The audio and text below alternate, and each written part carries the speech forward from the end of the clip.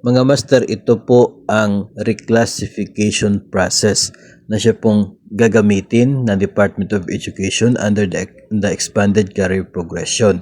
So ganito na po yung mangyayari nationwide. Kumbaga, every year meron pong budget na ilalaan yung DBM at saka po yung DepEd for the implementation of the career progression. So ang mangyayari, first step po dyan ay ang division po ninyo maglalabas po siya ng memo.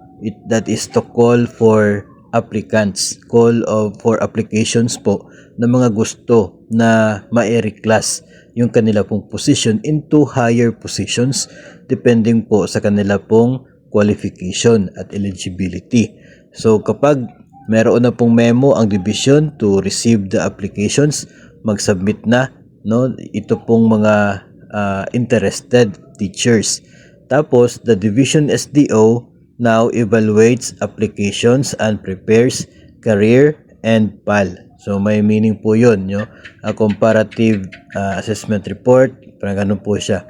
So based po doon sa eligibility at qualifications ng mga nag-a-apply, Dito po yung medyo mahaba ang process kasi titingnan sa QS kung pasok itong applicant, kung saang posisyon siya, pwede ma-reclass yung kanya pong current position based sa QS at based na rin doon po sa kung ilang outstanding at very satisfactory sa mga classroom indicators at yung mga non-classroom indicators.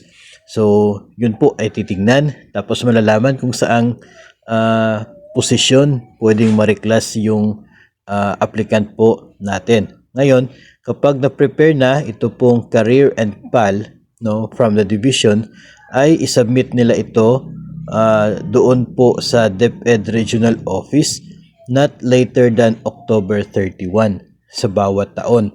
Not later than October 31, mag-submit sila doon sa regional office ng DepEd. Dito kasi po may cut-off dito na portion. Depende po kung magkano yung budget available. So may cut-off kung ilang mga personnel yung kayang ma-reclass based po sa budget.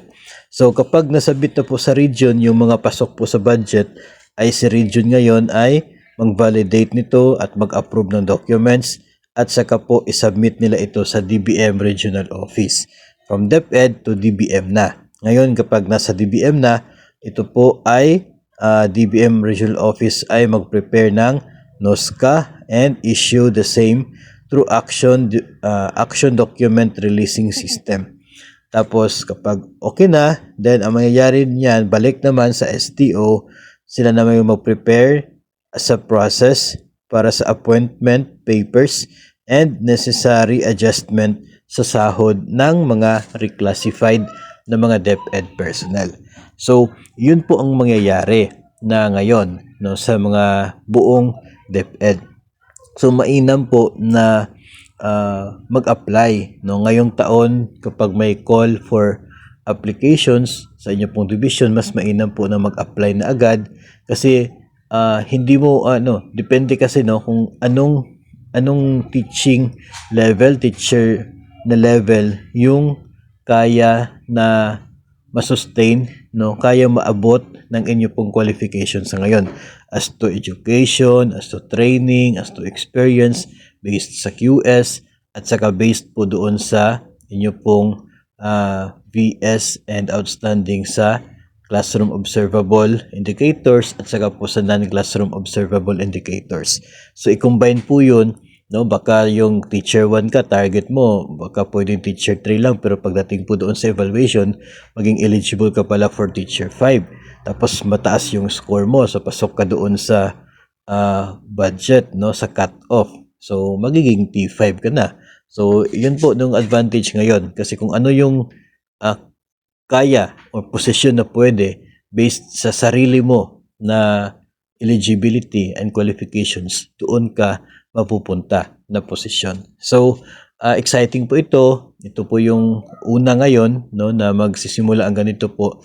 May nakita po tayong memorandum from DepEd Davao Oriental. Meron na po silang memo for call of applications para po sa reclassification na katulad po nito. Sa kanila, nakasaad po doon sa memo na hindi magko-call ng bagong applications hanggat hindi ma-accommodate yung lahat ng mga eligible personnel na pasok doon po sa reclassification. So, napakaganda po no na mag-apply ka agad as early as this year kapag magtawag po ang inyo pong division. Tandaan po na once na nag-apply ka at once na ikaw po ay makakuha ng posisyon na yan, you have 1 year, no, isang taon na buong cycle ng performance cycle sa iyo pong current position bago po kayo makapag-apply muli for another reclassification.